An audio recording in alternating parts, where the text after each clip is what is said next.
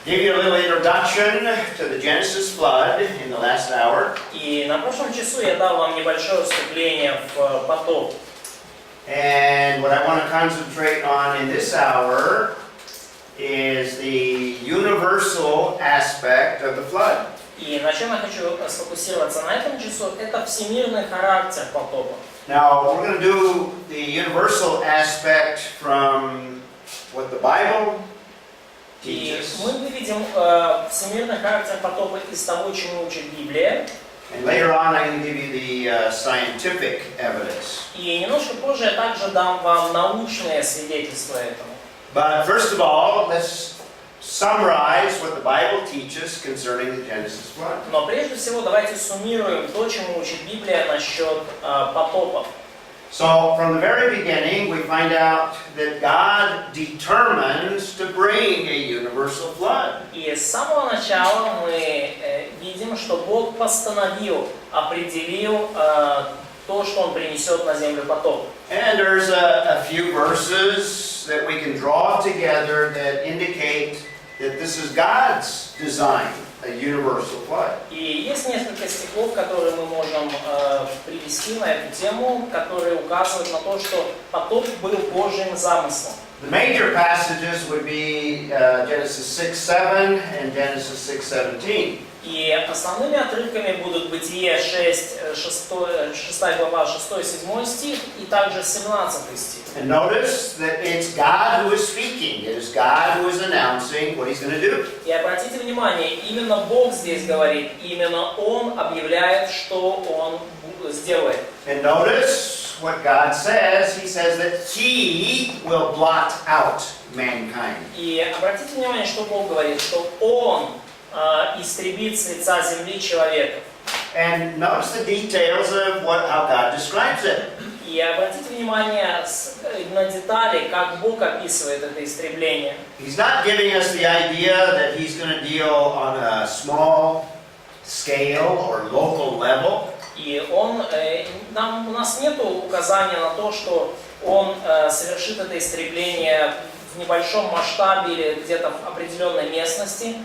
It's going to involve all of the creation that God made in terms of mankind. Потоп придет на весь сотворенный мир и на все человечество.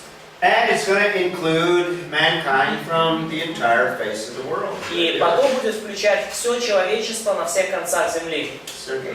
Наоборот, а почему Бог решил уничтожить и животных? So the question is why God also decided to destroy animals. Well, remember that animals were affected by the fall. Ну, помните, что животные тоже были поражены грехом. So all of the creation is involved. И все творение таким образом оказалось как под влиянием греха. We're also going to see that ultimately God is going to restore the entire creation, not just mankind. Ну, и мы также увидим, что после потопа Бог восстановил все творение, не только человечество. In the millennial kingdom, there's going to be a partial restoration, and it's going to involve the entire universe. И в тысячелетнем царстве также произойдет частичное восстановление первоначального состояния мира, и оно будет включать всю Вселенную. So this is God's design, and there's nothing in the text that indicates He's working on a local level. И это Божий замысел, и ничто в тексте не указывает нам на то, что совершалось это в какой-то отдельной местности. Similarly, verse 17, God is still speaking, and He says He is bringing И the flood. точно так же в 17 стихе Бог говорит, и вот Он говорит, что «Я наведу на землю поток водный». The emphasis is on what God has decided to do. И акцент здесь на том, что Бог решил сделать. And this flood is upon the earth. In other words, not Mesopotamia or not a local area. И сказано, что Он наведет потоп на землю, не на Месопотамию, не на какую-то отдельную местность. So, from the text, what God determines is a universal flood. И из текста мы видим, что то, что определил и постановил Бог, это всемирный потоп. And the reason that it's a universal flood is because the corruption is universal. И причина, почему потоп всемирный, это потому что развращение тоже всемирное, повсеместное. The corruption was not limited to a certain geographical area. Развращение не ограничивалось какой-то областью или каким-то отдельным регионом. And you can see some of the verses in verse 6 that indicates, if you look at them in detail, it's talking about all of humanity is corrupted. И если вы видите определенные стихи, там, скажем, в 6 стих, в 6 главе, которые показывают, что все человечество было развращено. We won't look at the details, but I'll let you look them up yourself and see if there's anything in the text that indicates that it's limited. Я не привожу здесь детали, вы можете посмотреть текст сами и попробуйте найти там хоть какие-то детали, которые бы указывали, что развращение было местным. Thirdly, there are several details in the biblical text that describe the destruction. И в-третьих, есть определенные детали в библейском тексте, указывающие на полное всеобщее уничтожение. That destruction is described as a universal destruction. И это уничтожение описано как всемирное, всеобщее. Just a few examples of the universal destruction. Вот несколько примеров всемирного, всеобщего уничтожения. When it describes all of the earth being destroyed. Во-первых, когда описывается это уничтожение, говорится о том, что земля будет уничтожена. So it involves all of the creation as well, all of the earth. И включается в землю все творение. And when it describes the judgment on man, it is the destruction of all of mankind. И когда описано разрушение человечества, то говорится о всем человечестве. Only with the exception of those that are on the ark. Но за исключением лишь тех, кто попал в ковчег. When it describes the destruction of all air-breathing animals. И когда говорится о разрушении, также говорится air-breathing animals. So it's just air for breathing here. Animals. Да, значит, здесь подразумевается также уничтожение всех не воздуха, всех животных дышащих, всего дышащего. Now, Подразумевается животных. Тут небольшая, it doesn't include animals in the sea, but the destruction would destroy all of them. Some of them would escape the flood, or the destruction of the flood. The animals in the sea are not on the ark, So, but most of them would be destroyed as well. So, sea The creatures also. oceans, yes. Yeah. Но и подразумевается также, что будут уничтожены не только животные, ходящие по земле, но и животные, живущие в море. Короче, все, что не в ковчеге, будет уничтожено. Здесь неверно переведено, здесь не воздух для дыхания, а животные, все дышащее. Все дышащее. So the destruction is a universal destruction. То есть уничтожение является всеобщим, всемирным. And the only exceptions would be those that would be preserved on the ark and the fish that would survive. The exceptions. Fish will survive. Some. Few. Ну да, исключением будут лишь те, кто в ковчеге, и может быть некоторая рыба. А вот по поводу этого исключения рыбы, где это, мы читаем, как это мы можем понять? About this exception, where can we read about this fish? Doesn't mention the fish. Рыбу не упоминается. That's the conclusion. Это вот мое заключение. Theological conclusion. Ну да, то есть Это богословское заключение. получается, в ковчеге не было рыбы, но тем не менее сохранилась, значит она должна была... Ну, в воде рыба может сохраниться. И она как можно одну убить, а другую не убить? То есть, понял, да, идею, как можно уничтожить там многих, а чуть-чуть отсоединить? Значит, надо было как-то их отдельно поместить или что? So it's not unclear. So how did fish survive? So you mean that fish is not in the list of living creatures who will be destroyed? What is your? No, the point is these are the animals that are on the ark that God preserves. То есть no fish on the ark. Да, идея в том, что Бог сохранил животных в ковчеге. From ковчеге рыбы description не in the было. text. Из описания в тексте. Yeah. По поводу It's the animals that God brings to the ark that enter the ark. They're air breathing. Да, то есть те животные, которых Ной вел в ковчег, они, как бы дышащие воздух. В этой воде могла же быть и рыба, лягушки, все остаться. So, but the fish could stay in the water. They could survive Some of them. probably in the Some of water. them. Некоторые из них действительно могли уцелеть. But we know most of them did not. Но мы знаем, что большинство рыбы и вот этих морских творений не уцелели. From the fossil record. Fossil Record. записи. из записей, да, Ну, ископаемых. ископаемых, да. Okay. Well, the point I'm making here is the destruction that is described as a universal destruction. И что я хочу здесь вам сказать, что вот это уничтожение описано как всемирное. So God determines to bring a universal flood to judge the universal corruption. И Бог таким образом определил Бог определил всемирный потоп, чтобы уничтожить всемирное развращение. And that destruction is described as total or universal. И этот потоп описан как всеобщее уничтожение.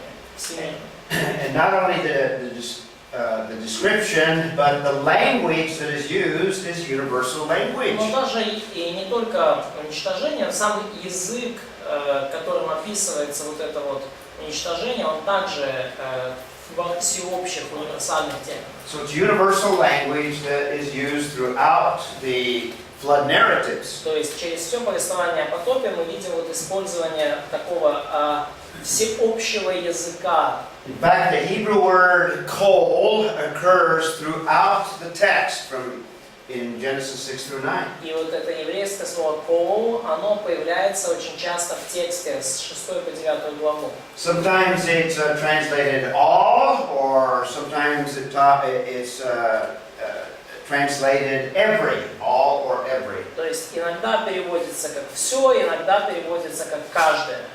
But it's the same Hebrew word. Но это одно и то же еврейское слово. So when it describes the universal language, when it speaks of the flesh, all flesh. И вот использование этого универсального языка каким образом проявляется? Когда говорится о плоти, говорится о всей плоти. When Всякой it плоти. speaks of the earth, it's speaking of all the earth. Когда говорится о земле, говорится о всей земле. It talks about the fountains of the deep, and it uses coal. It talks about all of the fountains of И the когда deep. говорится об источниках бездны, то говорится обо всех источниках бездны. In chapter 7, when it describes the waters covering the mountain tops, И когда в главе 7 описано то, что вода покрыла вершины гор, it talks about all of the mountains being covered. то говорится о всех вершинах, закрытых водой. Not just the mountains in Mesopotamia, Не только о горах Месопотамии. Покрылись все высокие горы, какие есть под всем but горам. the emphasis of the text is universal language using the word coal. Но акцент текста именно на всеобщих, то есть именно на всеобщих вот этих терминах, и особенно вот это использование слова «кол». When it describes mankind, it uses the same word, all of mankind. То есть, когда говорится о человечестве, также используют это слово и говорится обо всем человечестве. And when it describes the effects of the fall, it's going to affect all succeeding generations. И когда говорится о последствиях потопа, то говорится о том, что последствия будут для всех последующих поколений. Similarly, it refers to everything being judged, everything falling under the flood. И также говорится в тех же терминах о каждом, всяком, что попало под суд при потопе. Same Hebrew word associated with all of these as well. То же самое еврейское слово связано со всеми этими. Every living thing perishes with the flood. Все живое пострадало при потопе. In the creation, God describes the kinds of plants and animals. При сотворении Бог установил виды и, точнее, роды растений и животных. And when it describes the destruction of the flood, it involves all of the kinds of the animals. И когда говорится о разрушении мира, природы, то говорится о разрушении всех родов, Or every kind. животных и живых существ. And the description of the waters are everywhere. И когда описывается вода, то говорится, что вода была везде. And specific animals, every creeping thing. И конкретные роды животных перечислены, как все происходящиеся, Every swarming thing is described as being destroyed. ползущие были уничтожены, Every beast, каждый зверь, every living creature. каждое живое существо. The point I'm making is it uses universal language. То есть что я пытаюсь донести, основная мысль, это то, что используется вот этот универсальный язык. And specific words, part of the universal language, a specific word that is of interest. И особенные слова, особенно интересные есть слова в этом описании. Are the terms that could be used for a flood and the term that is used. Это слова, которые могли бы использоваться для описания потопа, и слова, которые реально используются. In the Old Testament, every time it's describing the Genesis flood, it uses the Hebrew word mabul. И каждый раз, когда в Бытие описывается потоп, в Бытие 6 главы, используется еврейское слово мабу. Always mabul. Всегда мабу. Not only Genesis 6 through 9, Не только Бытие 6-9, but the flood is described in other places in the Old Testament. но всякий раз, когда вот это событие, потоп описано в Ветхом Завете, And it always uses mabul. всегда используется мабу. The Bible speaks of local floods or smaller floods, Но Библия говорит о меньших наводнениях, меньших, как потопах. but it never refers to those small floods as a mabul. Но Библия никогда не называет вот эти маленькие наводнения словом мабу. So this is a unique word that is used only for the Genesis flood. И это уникальное слово, которое используется лишь в отношении потопа в книге Бытие. If Moses intended to describe a local flood, he could have used or. Если бы Моисей хотел описать местное, локальное наводнение, то он бы использовал слово «еор». That can be used for a flood or the moving of waters on a small scale. То есть это вот так называют наводнение, такой местный небольшой потопик. There's also nada or nadar is another word for local floods or smaller scale floods. Ну вот еще одно надар, тоже слово используется для описания таких местных небольших наводнений. And thirdly, we have nahal, which is another word for river moving waters or flood waters. Ну и третье, это вот слово нахал. Нахал? Nahal. Нахал. Слово, которое... Deep. Нахал Скажи, что у используется... нас нахал это ладно. The Hebrew hadith. Да, there is interesting connotation in Russian with this word. Oh, okay. Yeah, so, this... Да, и вот это слово используют также для разливов рек, наводнений, ну, такого рода событий. These words are used in the Old Testament to describe smaller movements of water, smaller floods. То есть вот все вот эти слова используются в Ветхом Завете для описания небольших наводнений, разливов рек, потопов, ну, локального значения. Never used of the Genesis flood or the flood of Noah. Никогда не используют для описания потопа в книге Бытие, ну, Ноевого.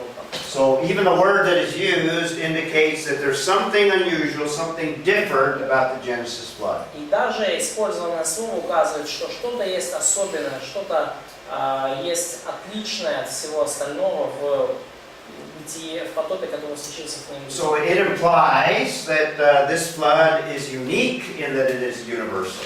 И мы можем сделать из этого вывод, что потоп этот является уникальным и что он является всемирным. It's not local. Он не местного значения. Similarly, the flood is described in the New Testament with the word kataklysmos. И И тоже особенное слово использовано в Новом Завете, и использовано слово катаклусмос. And similarly, cataclysmos is used only to describe the Genesis flood. И подобным же образом слово катаклусмос используется лишь для описания потопа, который в книге Бытия. And similarly, there are other words that are used to describe the waters moving in rivers or waters that are flood waters. Ну и опять же есть другие греческие слова, которые используются для разливов рек, наводнений, ну и прочих движений воды.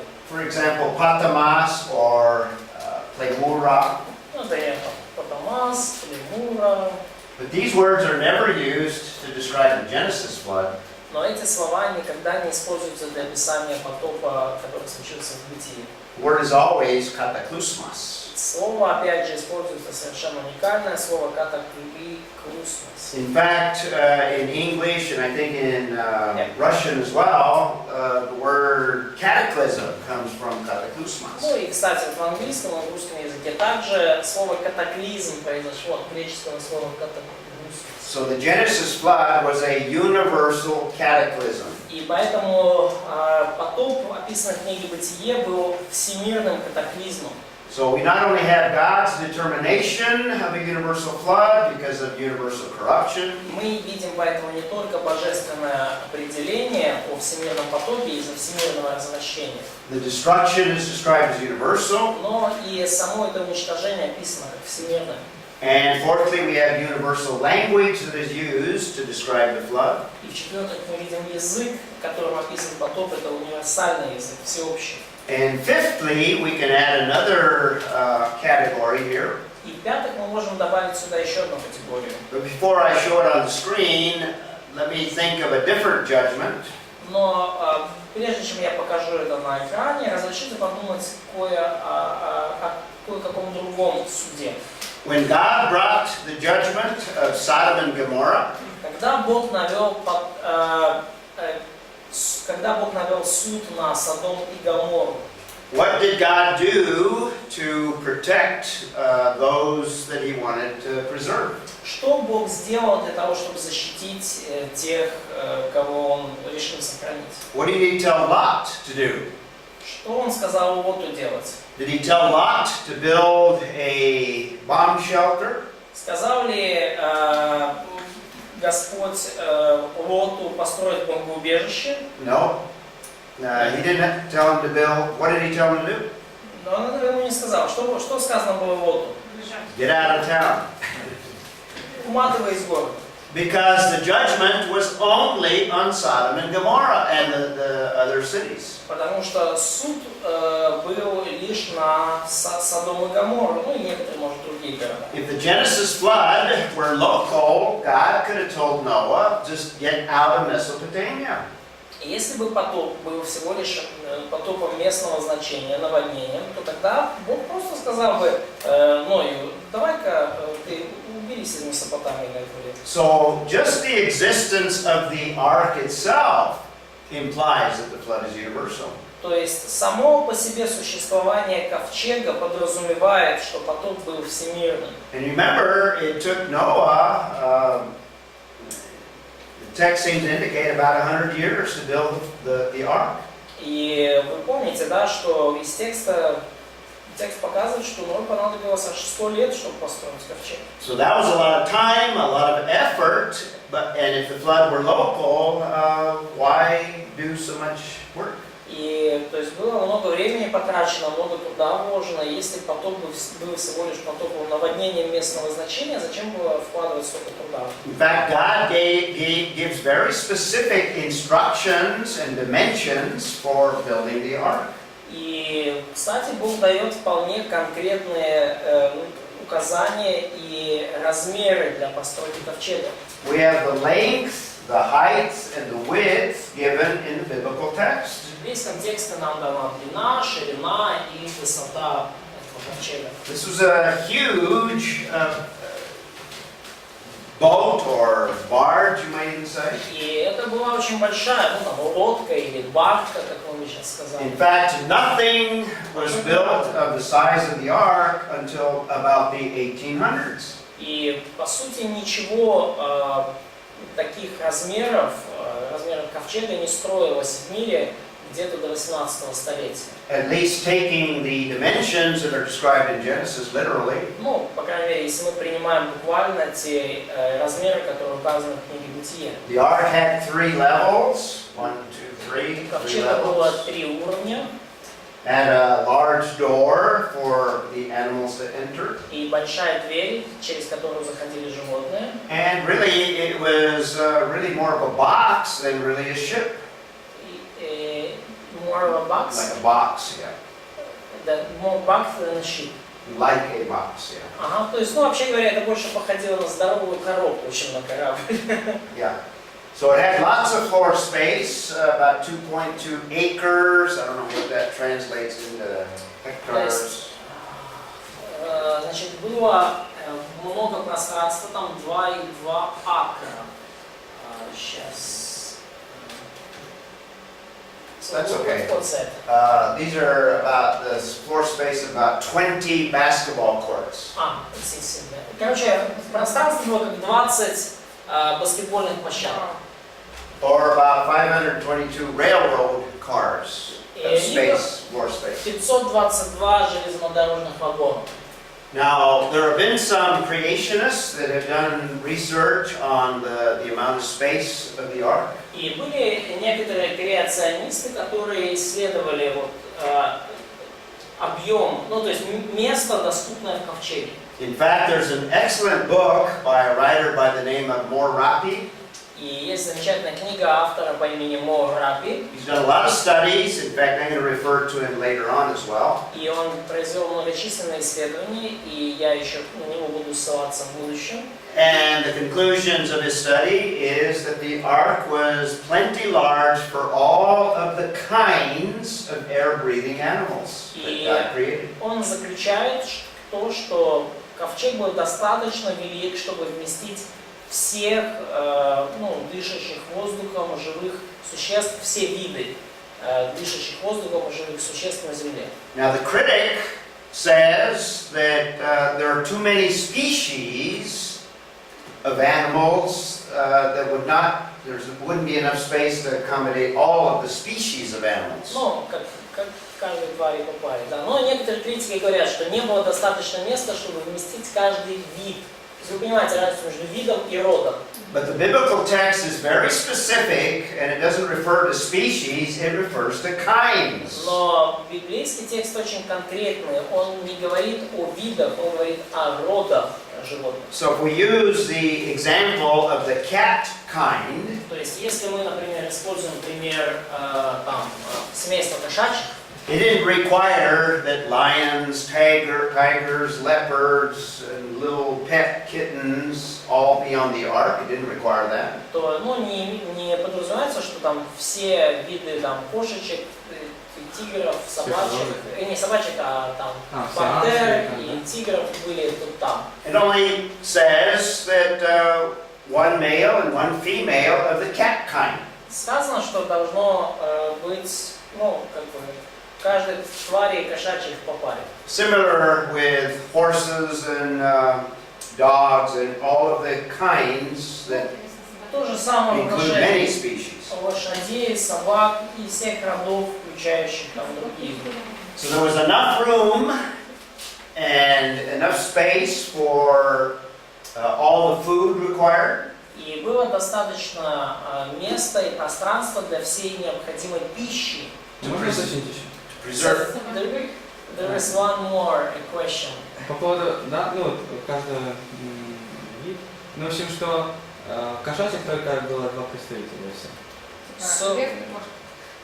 Не, одна пара только. So he just want to check and to clarify. So we have just 2 representative of cat species. No. Cat kind. Cat kind, yeah. Ну, да. Но я думаю, что, да, он говорит, да, один представитель рода. Я думаю, надо немножко уточнить в биологии, то есть разницу между родами и семействами. Remember the Hebrew word min. роды, семейства, виды, по-моему, в биологии там есть, ну, как бы определенное отличие. Not species, kind. То есть помните вот это еврейское слово man, не виды, Broader. но роды, Broader categories. более широкие категории. Я бы задал вопрос на билет, уточнил. Okay. Да, Галя. Просто от є в двох місцях. Спочатку в одному місці говориться, що знаєш собі по парі, а в іншому місці говориться, що знаєш собі по семеро. По семеро? По семеро. Ну, тобто виходить, по 7 пар. З усякої чистої і там по 2 пари з нечистої. Там на початку 7-ї глави. So in the beginning of chapter 7, it's written that some animals were unclean animals were 2 of every kind, and some clean animal had been 7 of every kind. Yeah, those you see at the end of the flood, God made provision for the sacrifice of animals after the Genesis flood. И вот касательно этих, то Бог уже заранее позаботился, чтобы было кого приносить в жертву после потопа. You'll see that in chapter 9. Вы видите это в 9 главе. Yeah. So God provided for animals that would be sacrificed as well. Бог обеспечил, скажем так, избыток животных, которые в будущем будут приноситься в жертву. Еще раз, понятие чистое и нечистое животное было до закона. So we have, Sergey wants to clarify, so we have the distinction between clean and unclean animals even before Already? law. Да. Right. Да. Yeah, before the law. Exactly.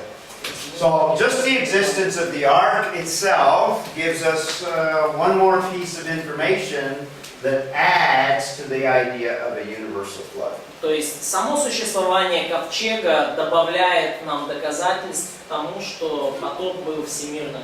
And I'm going to talk a little bit more about the geological upheaval, but if you look at it in detail, it suggests a universal flood. И я бы хотел добавить немножко больше, so you will add more.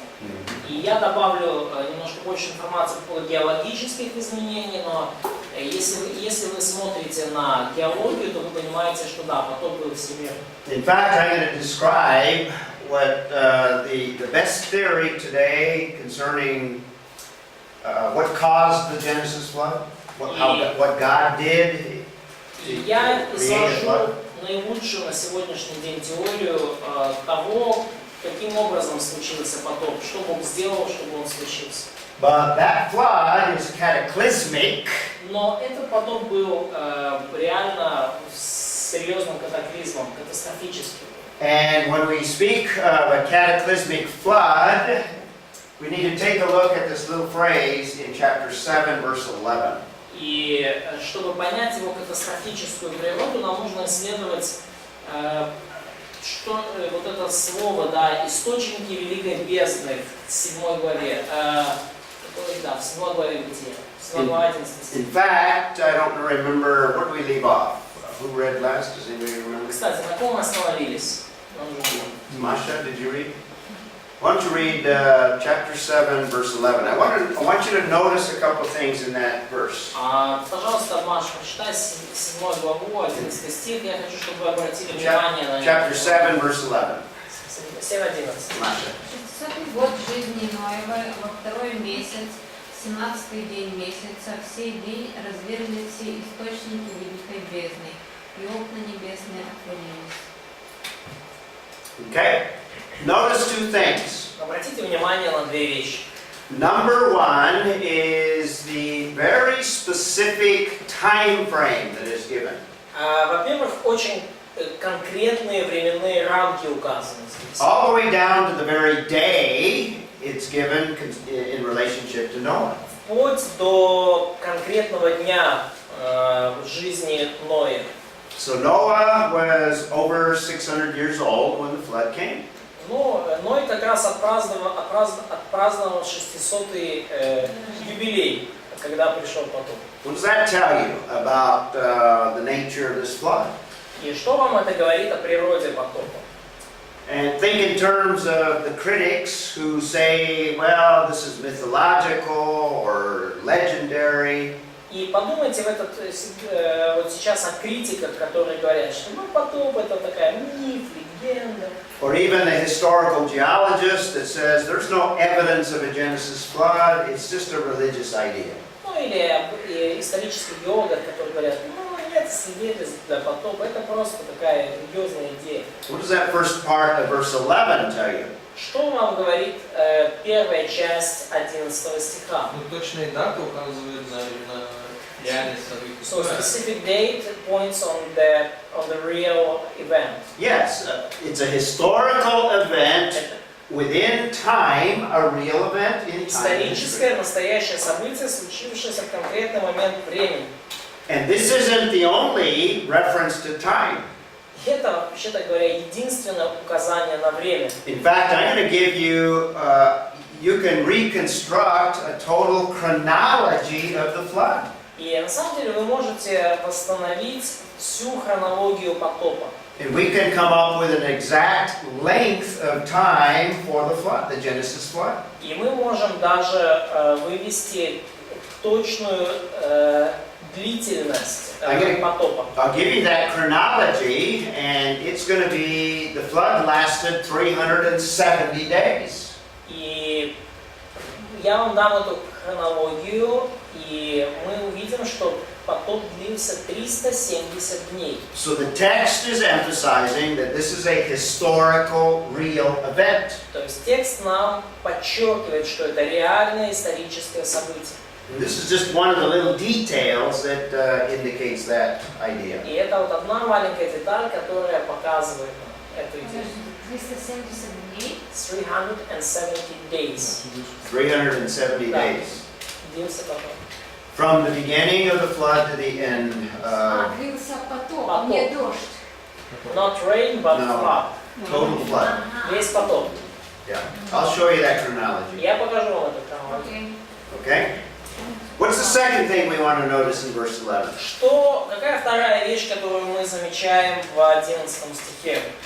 Ну, он мгновенный. That was instant event. Okay, well, yeah, you could say it started Started at a instant. certain time, yeah. Да, началось, да, On the same day, is what you're referring to. в один день, в сей день. But notice the little phrase, fountains of the great deep burst open. Обратите внимание на вот эту фразу. Разверзлись все источники великой бездны. Where have we seen the word great deep before, or the deep?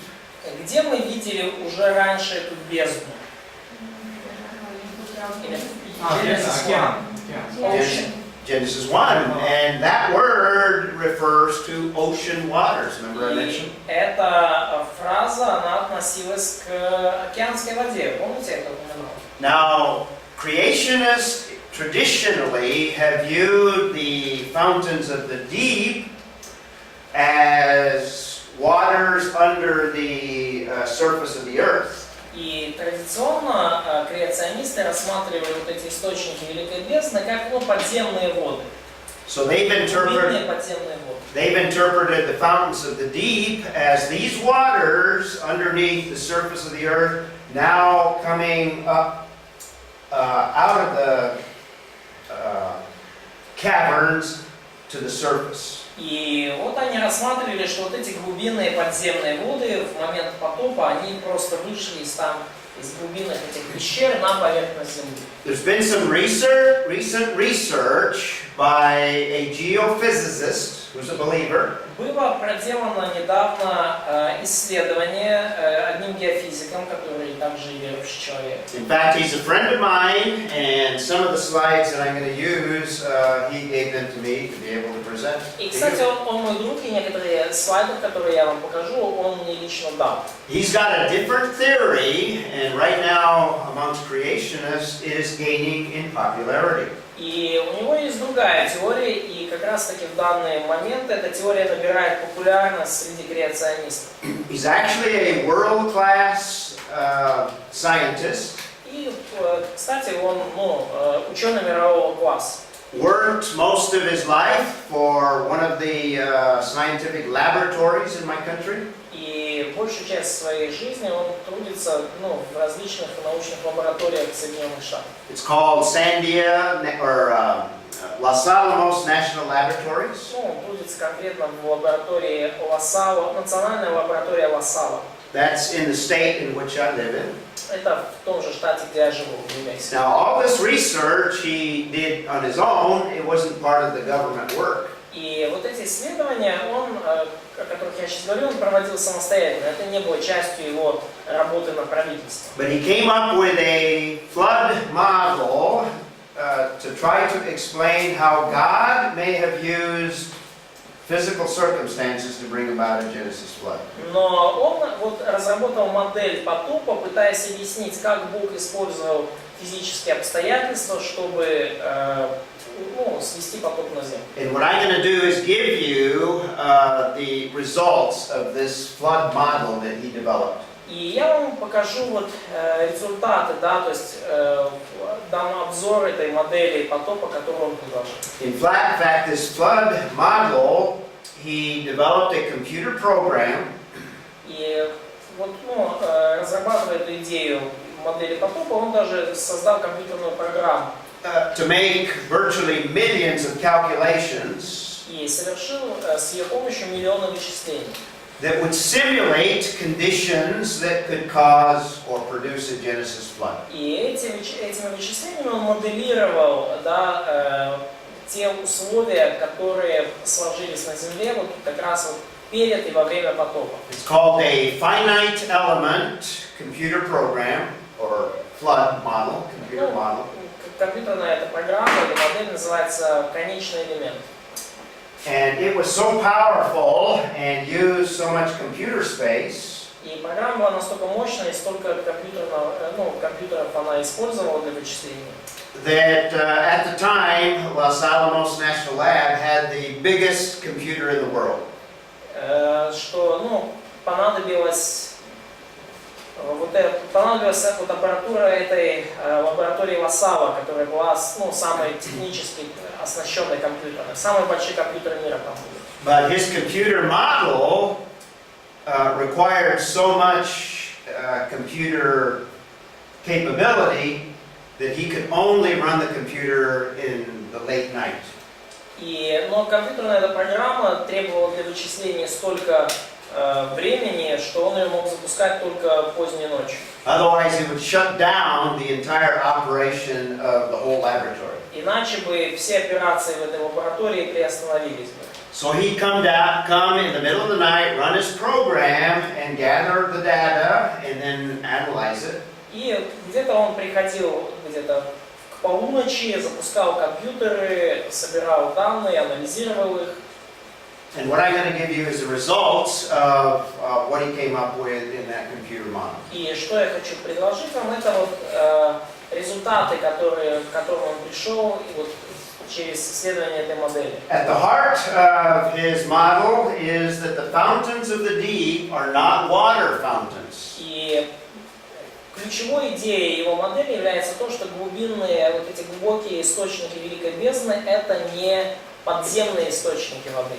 Now, this is a sketch of what the bottom of the Atlantic Ocean looks like. И вот это вот набросок того, как выглядит дно Атлантического океана. If you take all of the water out of the Atlantic Ocean, Если вы уберете всю воду из Атлантического океана, and you take a photograph of the bottom of the ocean, in other words, in the bottom. и сделаете фотографию дна океанского, So you have North Africa, Spain, and Europe. то есть, здесь на карте видите Северная Африка, Испания, там дальше Европа. The other side, North С другой America, стороны Северная Америка, South America. Южная Америка там тоже немножко вниз. Oceanographers will tell you that this is what the bottom of the ocean looks like. Вот и океанографы скажут вам, вот так выглядит дно океанское.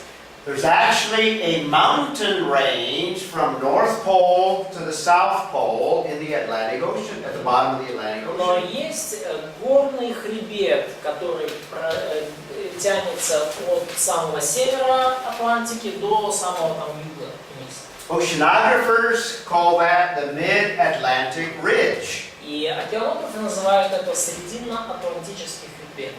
It can't be seen because it's down at the very bottom of the ocean. И увидеть его невозможно, потому что там в самой глубине океана.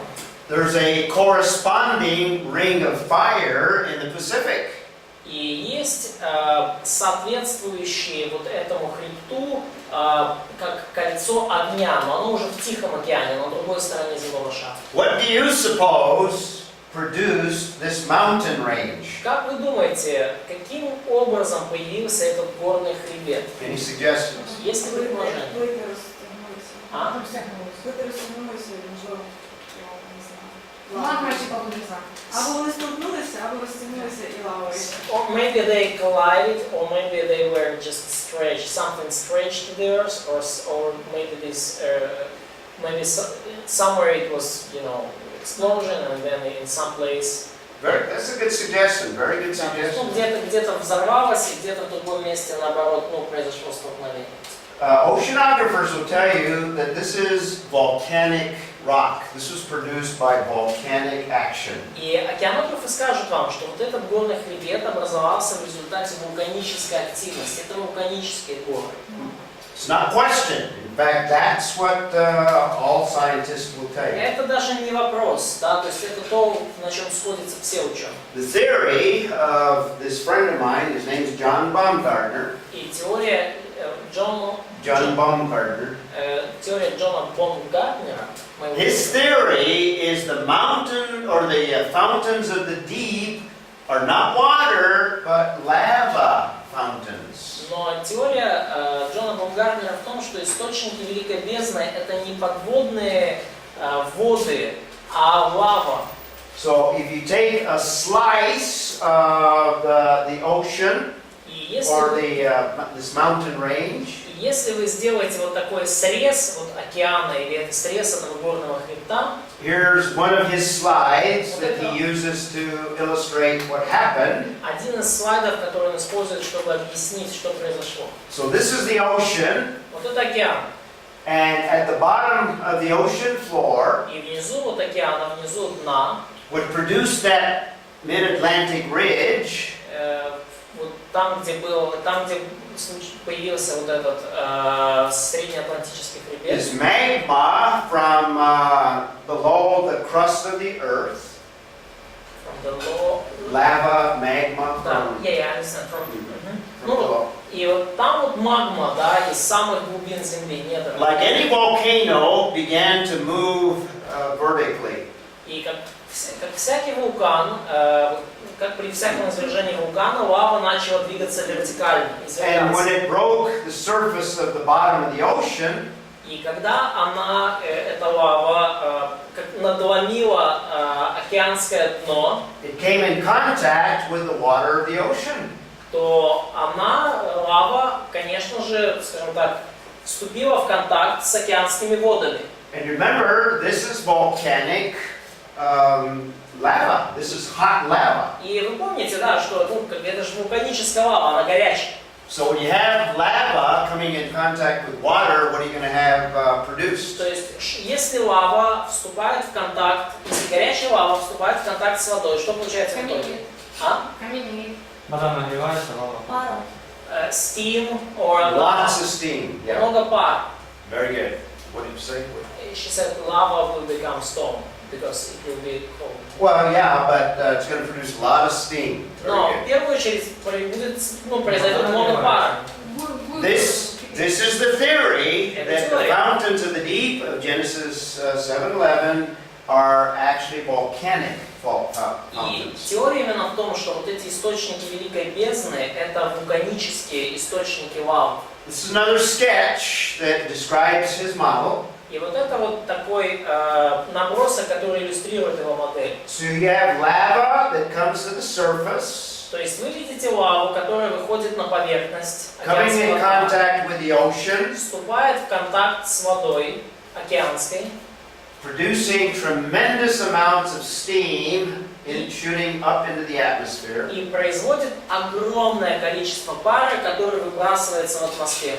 That steam produces thick clouds over all of the earth. И этот пар производит массивные облака по всей поверхности, ну, вокруг всей Земли. And if you have a similar phenomenon occurring in the Pacific Ocean, then you're going to have the entire world covered with thick clouds. И если у вас такое же событие, то есть такое же извержение происходит с другой стороны земного шара, да, в Тихом океане, то у вас такими облаками покрывается вся планета. The atmosphere can only hold a certain saturation point of water.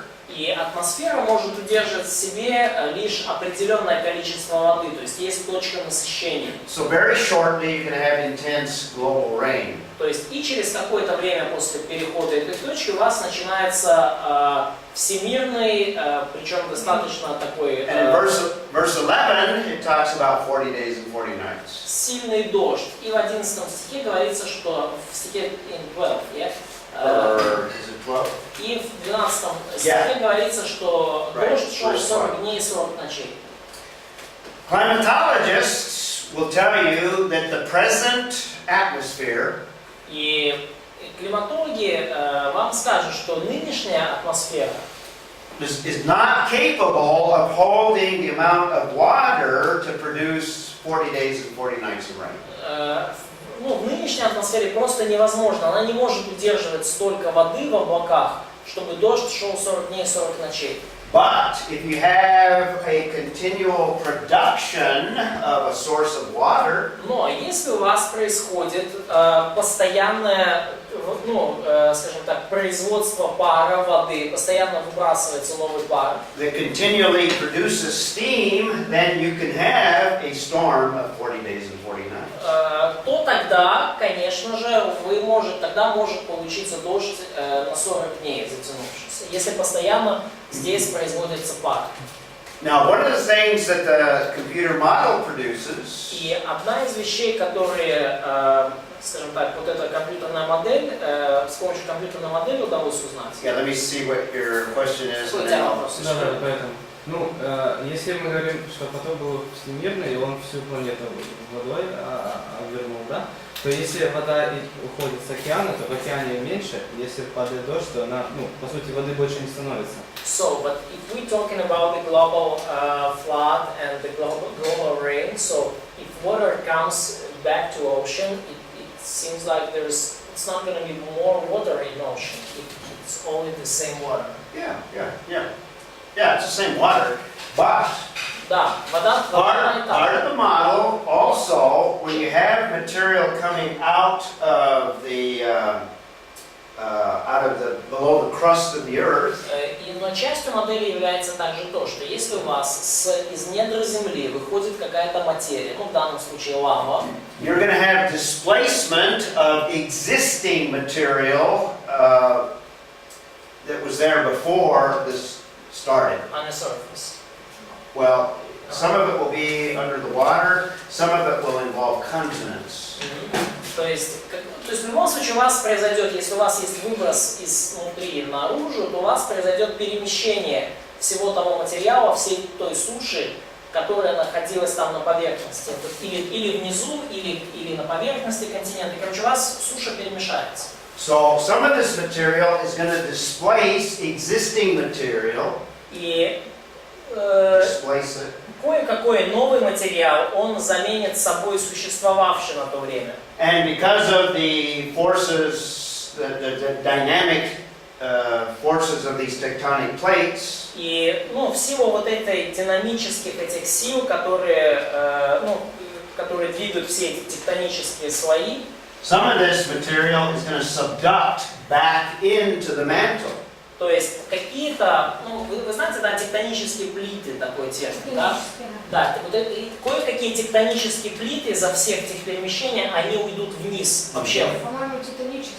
Тектонические, они уйдут вниз в недра земли. And his model also would predict that in some cases portions or some continents would also subduct. И его модель также указывает на то, что некоторые части суши или целые континенты, они также уйдут под землю. So what you're going to have is a very cataclysmic upheaval, geological upheaval. И Короче говоря, то, что он предсказывает в своей модели, что событие, оно очень катастрофическое. It's going to change the entire surface of the earth. То есть событие, которое изменяет полностью поверхность Земли. This is going to produce tsunamis greater than any tsunamis that we're familiar with. Такого рода извержение вулкана внутри океана производит цунами более значительные, чем любые цунами, которые были на Земле. It's going to send waters moving at very rapid rates. То есть потоки воды будут двигаться с очень быстрой скоростью. These waters would cover entire continents, И эти потоки воды могут закрыть собой целые континенты. eroding much of the surface of those continents. То есть уничтожая полностью все, что там было на поверхности этих континентов. Taking that material that it rips up И также подхватывая весь тот материал, который был на поверхности этих континентов. and then later redepositing it in many layers. И позже весь этот материал, который вот этими водами был смыт, он будет в других местах как бы потихоньку утрясаться в виде вот различных слоев. That's a simplified description of the flood model that John Baumgartner came up with. И вот это вот упрощенная модель потопа, которую предложил Джон Баумгартнер. Можно как фамилию еще раз? Баумгартнер. Can you write down his surname? Yeah, I'll show you even a photograph of him. Я вам даже фотографию покажу.